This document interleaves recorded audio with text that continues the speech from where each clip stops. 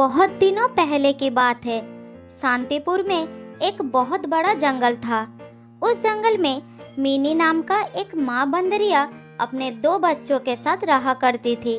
बच्चों में से बड़े का नाम था मिंटू और छोटे का नाम था चिंटू। मीनी अपने बच्चों को बहुत प्यार करती थी और बड़े ही लाड प्यार से उनका पालन पोषण करती थी। वो उन्हें अच्छे अच्छे भोजन भी लाकर दिया करती थी। कुछ महीने पहले ही मिनी के पति की मौत हो गई। तब से वो अपने बच्चों को कभी भी पिता की कमी महसूस नहीं होने दी। देखो मेरे बच्चों, मैं तुम दोनों के लिए केले लाई हूँ। अरे वाह, मजा आ गया। मुझे केले चाहिए, मुझे केले चाहिए। नहीं नहीं, मुझे पहले दो माँ, मैं बड़ा हूँ, मैं पहले खाऊंगा। हाँ बाबा हाँ, सबको बराबर दूंगी। शांति से बैठो जरा। मैं ये केले तुम दोनों के लिए ही तो लाई हूँ। पहले तुम दोनों को खिलाऊंगी, उसके बाद जो बचेगा मैं खाऊंगी। मेरे प्यारे बच्चों, आओ मेरे पास आओ। फिर दोनों बच्चों खाना शुरू करते हैं। खाने के बाद मिंटू अपने माँ से कहता है, माँ, इतने मीठे केले तुम कहाँ से लेकर आती हो? मुझे भी तुम्हारे साथ ले चलो ना माँ, मैं भी मीठे केले लाऊंगा। मेरे प्यारे बच्चों, तुम लोग जब बड़े होकर पेड़ पर छलांग लगाने के काबिल हो जाओगे, तब मैं तुम दोनों को सारे ठिकाने दिखा दूंगी। अब तुम दोनों बहुत छोटे हो, घर में ही रहो करो, बाहर बहुत खतरा है। अच्छा माँ, ठीक है, तुम जैसा कहोगे हम वही मानकर चलेंगे माँ। मैं तो बिल्कुल बाहर नहीं जाऊंगा माँ, बाहर बहुत खतरा है। तुम मुझे खाना लेकर दोगे और मैं बैठे बैठे खाऊंगा। लेकिन मेरे बच्चे, मैं तो हमेशा जीवित नहीं रहूंगी। मेरी भी तो उम्र हो रही है। बड़े होने के साथ साथ तुम दोनों को जंगल के सब कुछ सीख लेना होगा, नहीं तो मैं जब नहीं रहूंगी तब मुसीबत में पड़ जाओगे। नहीं माँ, तुम्हें कुछ नहीं होगा।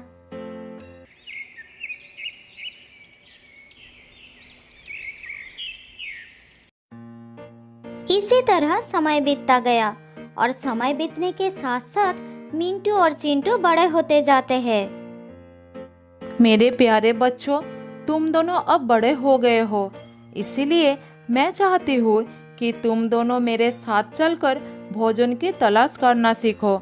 जंगल के नियम के बारे में जानो, जिससे तुम लोग खुद से अपना भोजन ढूंढकर अपना पेट भर सको। हाँ हाँ माँ, मैं तो कब से जाने के लिए तैयार हूँ। मुझे अभी ले चलो माँ।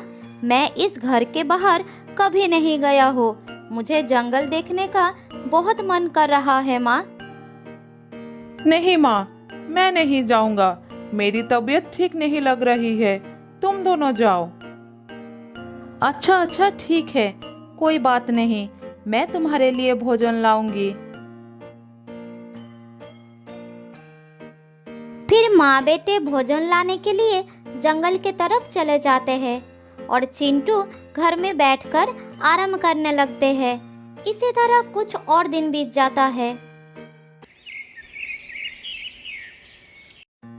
चिंटू को इसी तरह बिना हाथ पैर चलाए भोजन मिलने लगा, जिससे वो और भी आलसी हो गया।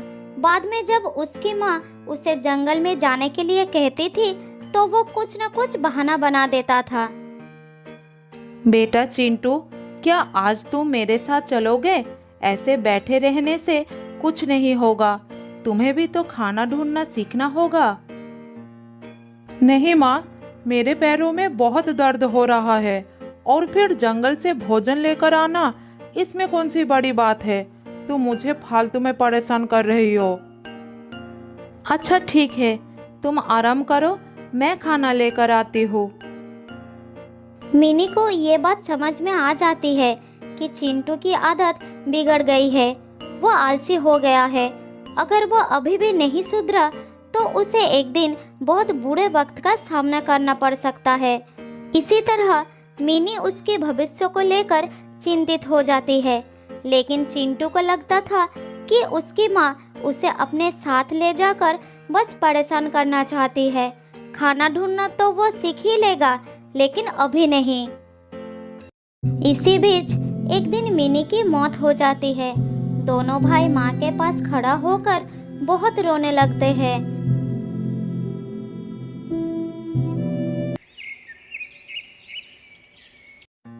अगले दिन मिंटू अपने भाई को कहता है, देखो भाई, अब हमारी माँ नहीं रही, अब हमें खुद से सारा काम करना पड़ेगा। अरे तुम तो मेरे भाई हो ना, तुम्हारे रहते मुझे किस बात की चिंता है। हाँ, तुम्हारी बात बिल्कुल ठीक है, लेकिन हमें अपना जीवन जीने के लिए अपने पैरों पर खड़ा होना बहुत जरूरी है। मैं कब तक तुम्हारा साथ दूंगा। अरे भैया, ज्यादा ज्ञान मत दो। जंगल से मेरे खाने के लिए कुछ भोजन लाते हो तो तुम इसीलिए अपने आप को बड़ा महान समझने लगे हो। मिंटू को अपने भाई की बात सुनकर बहुत दुख होता है, लेकिन वो उसका साथ नहीं छोड़ पाता, उसके साथ ही रहने लगता है। इधर चिंटू अपने भाई के बातों को अनसुना कर उसी पर आश्रित होकर मजे करने लगता है।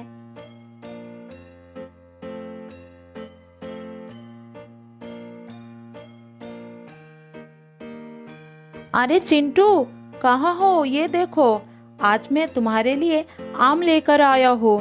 जल्दी आओ, आम बहुत ही स्वादिष्ट है।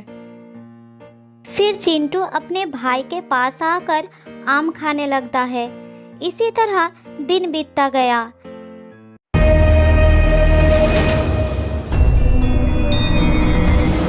एक दिन उस जंगल में एक बदमाश शेर आता है। जो भी प्राणी उसके सामने आता है उसे वो शिकार कर लेता है। सभी प्राणी डर के मारे अपने अपने घर में छुप जाते हैं। भाई चिंटू, जंगल में एक खतरनाक शेर आ गया है, तुम उससे बचकर रहना। जब तक मैं खाना लेकर नहीं आ जाता तब तक तुम सावधान रहना। ठीक है, तुम मेरी चिंता मत करो। मिंटू पेड़ से उतरकर भोजन के तलाश में निकल जाता है। तभी वो शेर उसका पीछा करता है।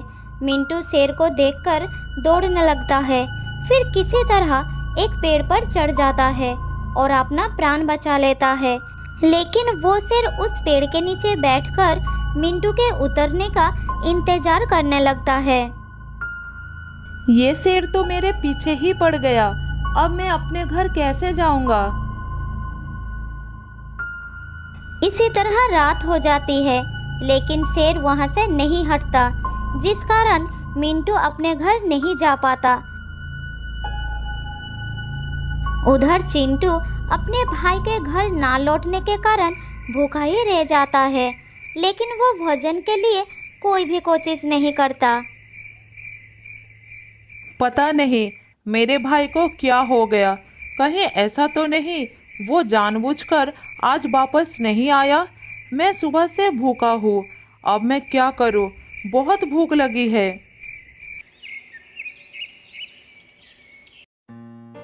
चिंटू पूरी रात ही भूखा रहता है। अगली सुबह मिंटू घर वापस आता है और अपने भाई को खाना देता है।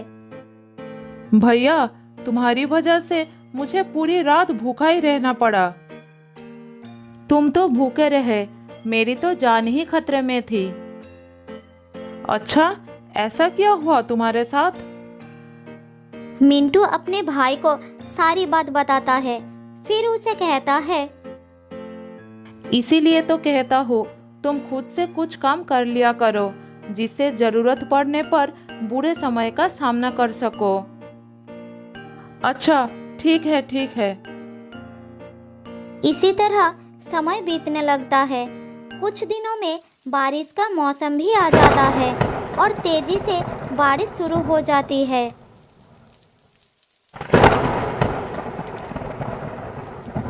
भैया, बहुत भूख लगी है, कुछ खाना ला कर दो ना, रहा नहीं जा रहा है।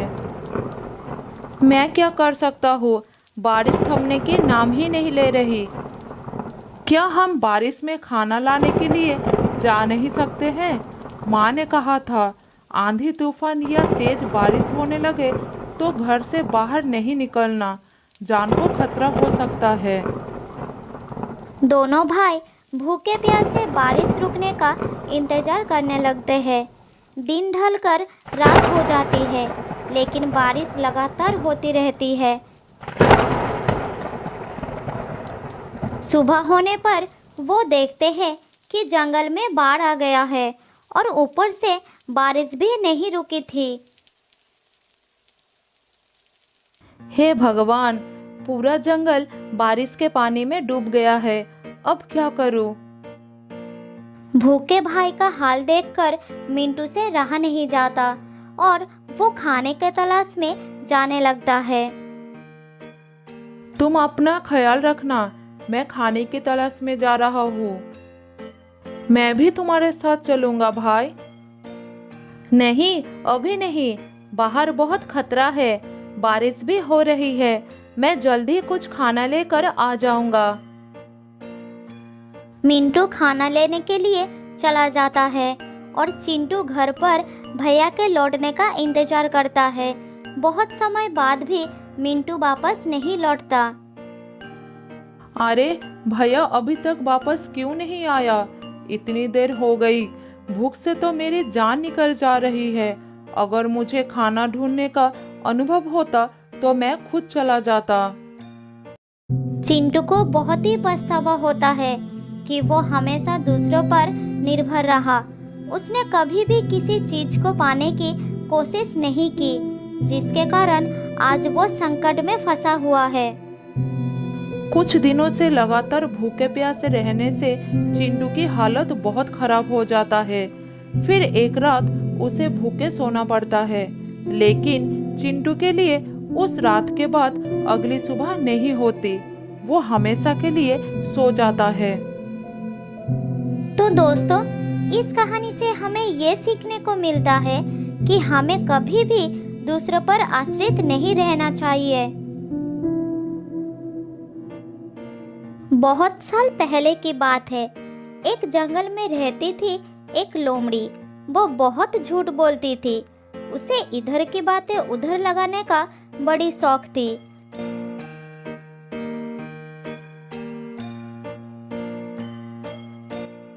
एक दिन लोमड़ी घूमते घूमते एक हिरनी के घर के सामने आ गई। तब हिरनी अपने बेटे से बात कर रही थी। लोमड़ी एक पेड़ के पीछे छुपकर दोनों की बातें सुनने लगी। बेटा, तुम उस पहाड़ी पर मत जाया करो। मैंने कितनी बार तुमसे मना किया है। तुम्हें पता नहीं कि वहाँ पर एक खतरनाक लोमड़ी रहती है। एक दिन उसके नज़र तुम पर पड़ गई तो वो तुमको जिंदा नहीं छोड़ेगी। माँ, अगर ऐसा है तो आज मैं अपने पापा को वहाँ पर ले जाऊंगा। वो उसको मार देंगे और मैं रोजाना वहाँ पर जा सकूंगा। बेटा, वो लोमड़ी बहुत ही खतरनाक है। तुम्हारे पापा का उससे सामना हो चुका है। उसने उन्हें भी खूब मारा था। फिर तेरे पापा ने उसे माफी मांगे थे, तब जाकर उसने उसकी जान बख्श दी थी। क्या वो इतनी खतरनाक है? तो ठीक है माँ, मैं आज के बाद कभी पहाड़ी पर नहीं जाऊंगा। अपने बच्चे की बात सुनकर हिरनी खुश हो गई। इधर पेड़ के पीछे से लोमड़ी ने सारी बातें सुन ली। उसने सोचा कि ये बात सबको पता चलना चाहिए। फिर वो वहां से चली गई।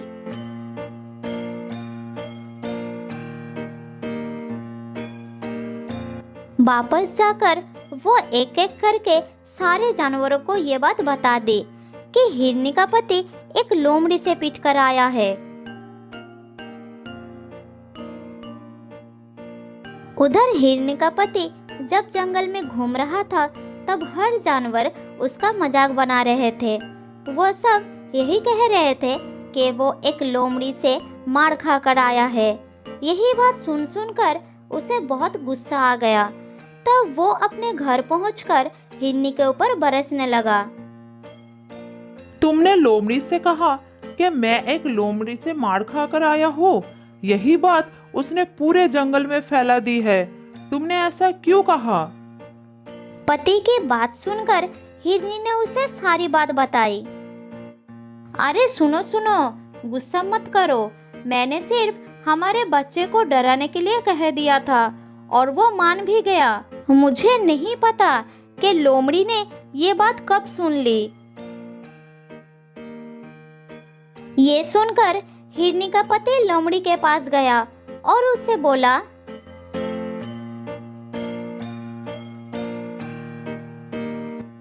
मेरी बीवी ने ये बात केवल मेरे बच्चे को डराने के लिए कही थी और तुमने इस झूठ को पूरे जंगल में फैला दिया। तुमने ऐसा क्यों किया? अब जाओ और जाकर सबको सच्चाई बताओ कि मैं किसी लोमड़ी से मार खाकर नहीं आया हूँ। उसका गुस्सा देखकर लोमड़ी डर गई।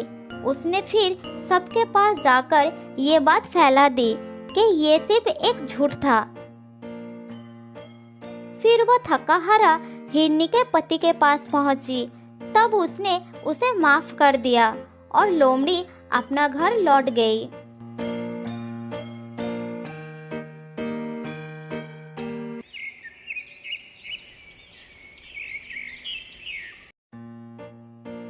ऐसा ही कुछ दिन लोमड़ी चुपचाप रही, लेकिन अभी भी उसका ये आदत छूटी नहीं थी। फिर से वो जंगल में घूमने लगी।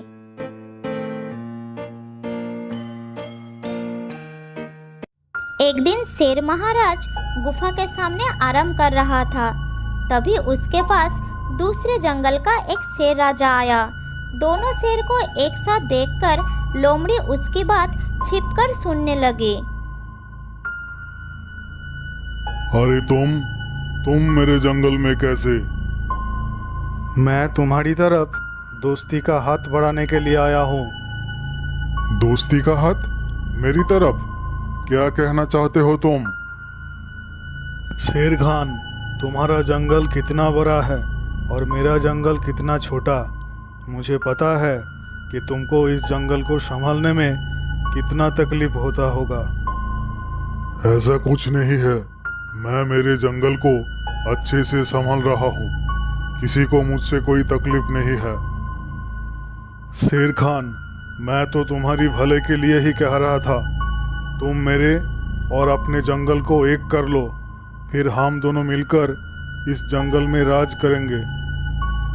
ये बात कहकर वो मन ही मन सोचने लगा।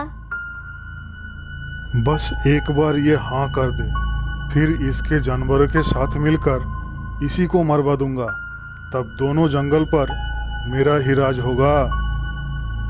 मुझे ये मंजूर नहीं है, तुम जा सकते हो। तुम बूढ़े हो चुके हो शेर खान। अगर कोई मुसीबत आ गई तो तुम कैसे इस जंगल को बचाओगे? ये सुनकर शेर खान को गुस्सा आ गया। लगता है तुझे दिखाना ही पड़ेगा कि मुझ में दम है कि नहीं।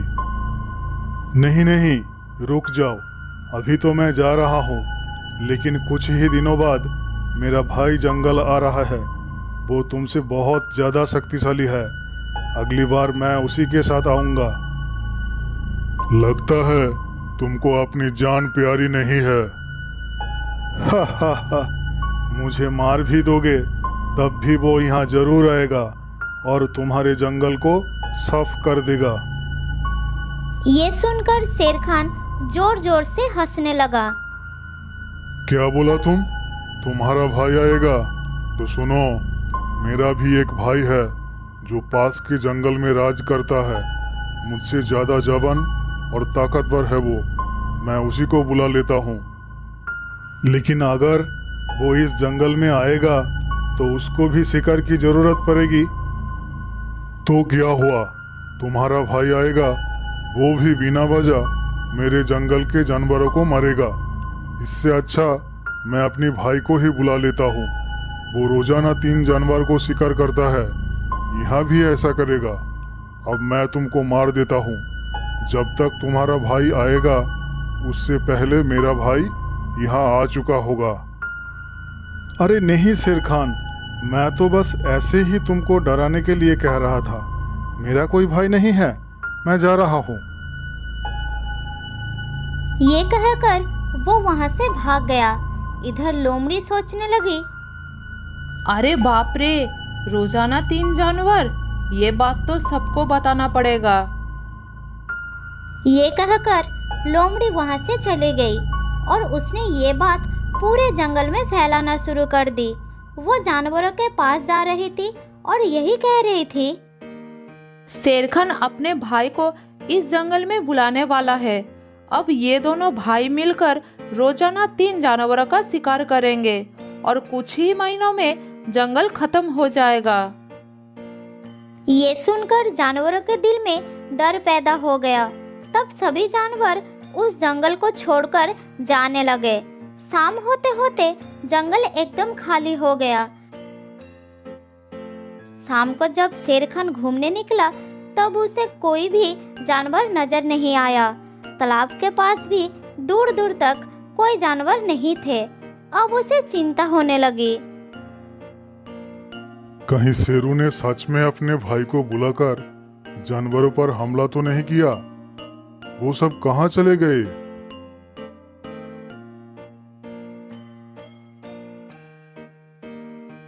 थोड़ी दूर जाने के बाद शेरखान को बहुत सारा पैरों के निशान नजर आया जो जंगल के बाहर के तरफ जा रहा था। फिर वो उसी रास्ते से भागना शुरू कर दिया।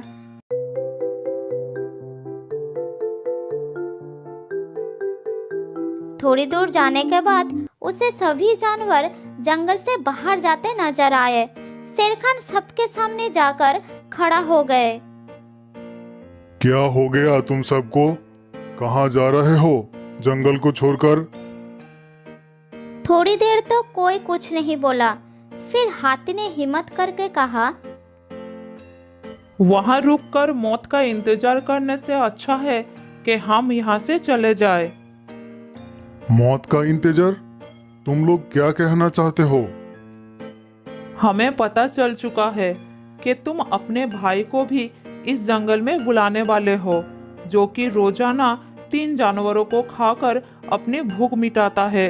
जब वो यहाँ पर आएगा तो हम में से ही रोजाना 3 जानवर कम होंगे, तो यहाँ कौन रुकना चाहेगा? तुम लोगों को ये किसने कहा? ऐसा कुछ नहीं होने वाला है। हमें ये सब लोमड़ी ने बताई थी। ये सुनकर शेरखान को बहुत गुस्सा आया और वो गरज कर बोला, लोमड़ी, कहाँ हो तुम? मेरे सामने आओ। ये सुनकर लोमड़ी डर गई। वो जानवरों के पीछे छुपी हुई थी। फिर वो धीरे धीरे सामने आई।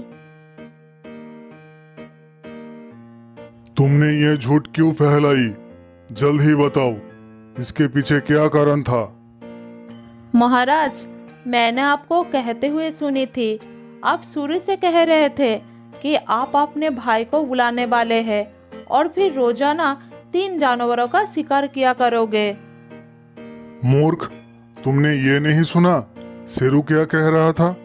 वो अपनी भाई को बुलाकर इस जंगल पर हमला करने के लिए कह रहा था। इसीलिए उसको डराने के लिए मैंने ऐसा बोल दिया कि मेरा भी एक भाई है। असल में मेरा कोई भाई नहीं है और मैं कभी अपने जंगल को बर्बाद नहीं करूंगा। ये सुनकर सब जानवर खुश हो गए और वापस जंगल की तरफ चल पड़े। सुनो लोमड़ी, आने वाले खतरों से होशियार रहना अच्छी बात है, लेकिन पहले पता कर लेना चाहिए कि खबर सही भी है या नहीं। बिना पता किए किसी भी बात को फैलाना अफवाह होती है और अफवाह फैलाने से हमेशा नुकसान ही होती है। ये सुनकर लोमड़ी को अपनी गलती का एहसास हो गया। फिर उस दिन के बाद उसने अफवाह फैलाने की आदत हमेशा के लिए छोड़ दी।